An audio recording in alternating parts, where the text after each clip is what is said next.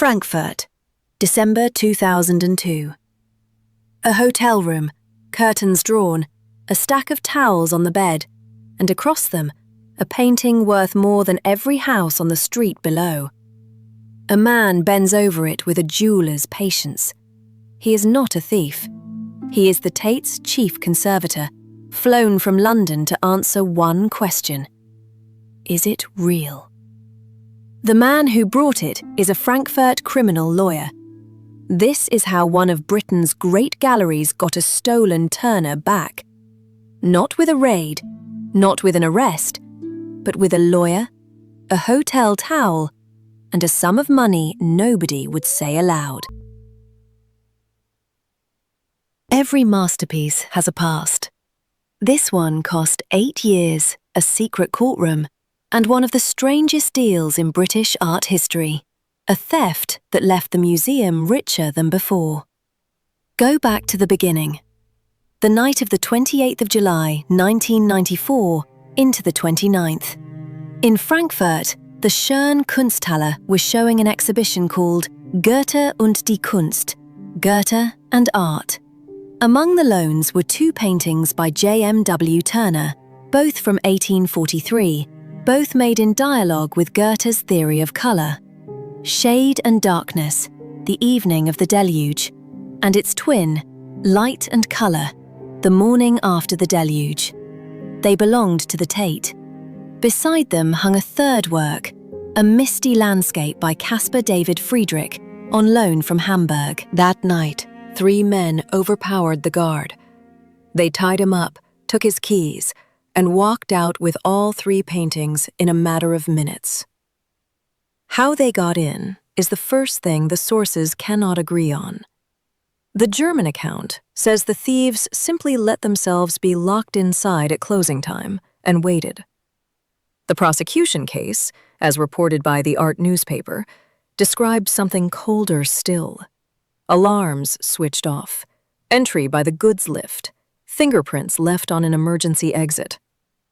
Either way, by morning, the walls were bare, and 2 of the most valuable British paintings in existence had gone into the dark. The frames were never recovered. To this day, nobody knows where they are. The Turners were insured for £24 million. The insurers, a consortium that the art newspaper identified as AXA Nordstern, together with Lloyd's syndicates led by Hiscox, paid the Tate in full. And here the story takes its first strange turn. The Tate did not simply bank the money and mourn. It invested it. By 1999, according to the art newspaper, that 24 million had grown to 31. Meanwhile, in Germany, the police were closing in. On the 5th of February 1999, a Frankfurt court convicted 3 men, the leader of the raid to 11 years, an accomplice to 8, and a third man, who had helped sell the works on, to 2.5. 2 other defendants were acquitted. But here is the cruel joke at the centre of this case. The men in the dock no longer had the paintings. They had been paid for the job, and the canvases had moved on, up the chain, into the hands of an organised network with roots in the former Yugoslavia. The man the police believed had organised the whole thing, a Serbian known only as Stevo, moved in the circle of the reputed godfather of the Yugoslav underworld in Frankfurt. He was never convicted. There simply was not the evidence. So the law had done its work and recovered nothing. Prison sentences did not put the Turners back on the wall. The convictions were justice. They were not a solution. In 1998, the Tate's director, Sir Nicholas Sirota, went to the British Treasury with an unusual proposal. Normally, when insurers pay out for a stolen work, they own it. If it ever resurfaces, it is theirs to sell. Sirota asked to buy that right back. The Tate paid the insurers £8 million and repurchased the legal title to its own stolen paintings. From that moment, if the Turners ever came home, they would belong to the museum, not to the underwriters. According to the account later published by Sandy Nairn, the Tate's director of programs, the deal came out of a tense meeting in June of that year, arranged by Geoffrey Robinson, then the Paymaster General. It left a museum holding £16 million. 8 had gone on the title. Much of the rest was practical. Some £7 million went towards a new storage building in Southwark. Read the arithmetic slowly, because it is the whole story. The Tate had been paid £24 million. It had spent 8 to buy back the right to its own paintings. It was, on paper, betting that it could get them home for less than it still held in the bank. It was, in effect, wagering on the criminal underworld and expecting to win. If the quiet machinery of the art world interests you, the deals struck behind sealed doors, the sums that never reach the press release, then subscribe and stay with this one. Because to turn that wager into something a public museum could lawfully do, the Tate was about to need a courtroom the public would never be allowed to see. In 1999, an undercover officer from Scotland Yard made contact with a Frankfurt criminal lawyer named Edgar Lee Brooks. Lee Brooks had once defended Steve-O. He had standing in exactly the world the paintings had vanished into. And so the secret plan to buy them back acquired a name.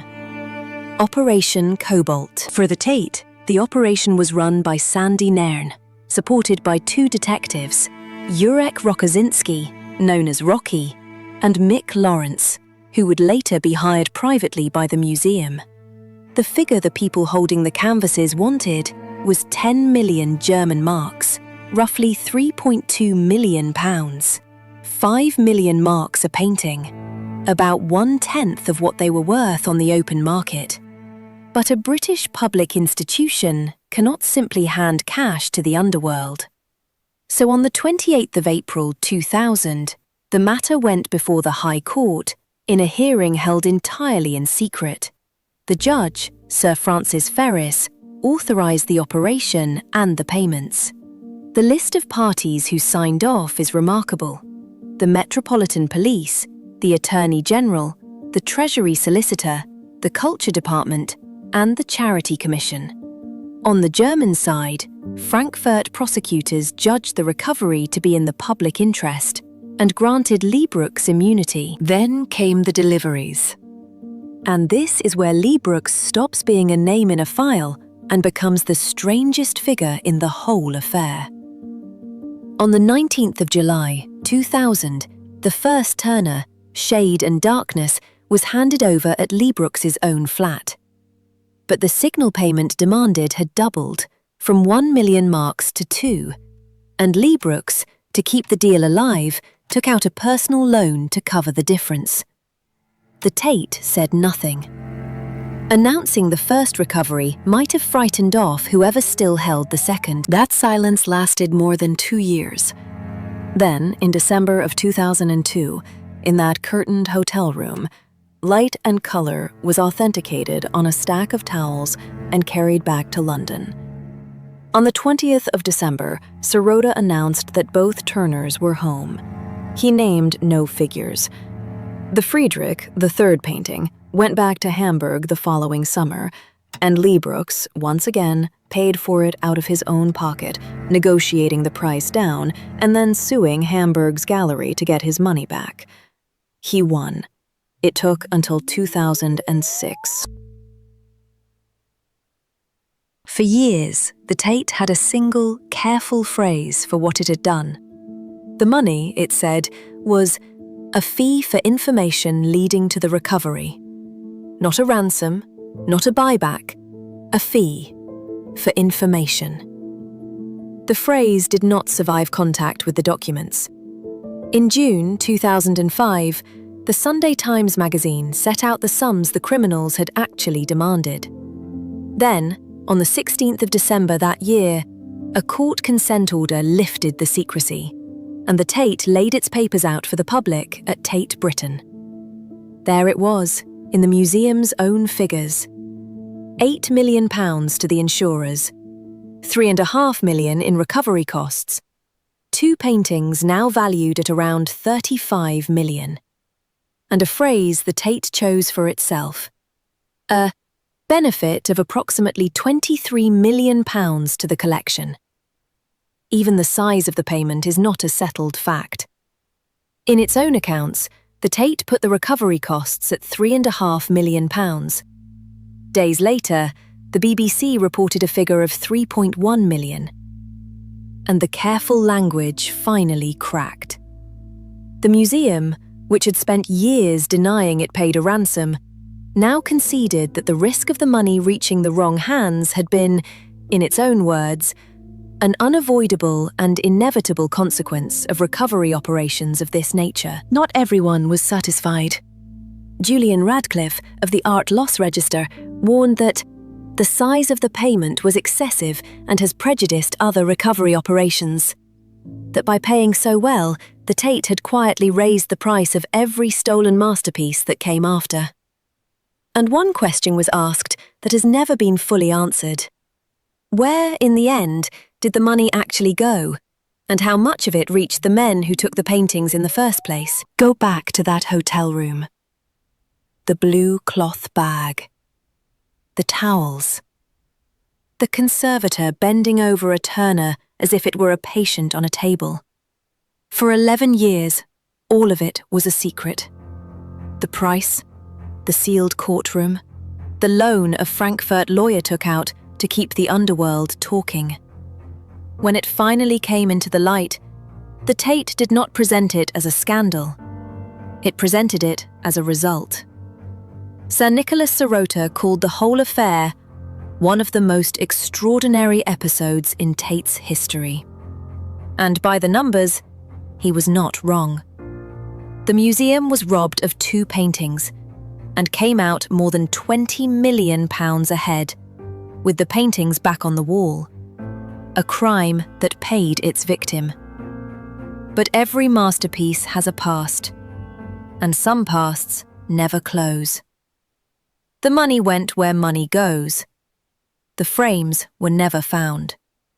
And the phrase that Tate finally admitted, unavoidable, inevitable, is also a quiet confession about how the art world settles its worst debts.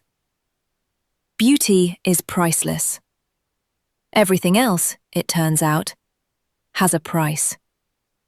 And someone always pays it. Next time on Provenance, a masterpiece that was entirely genuine until someone rewrote its past and turned an honest painting into a lie worth millions.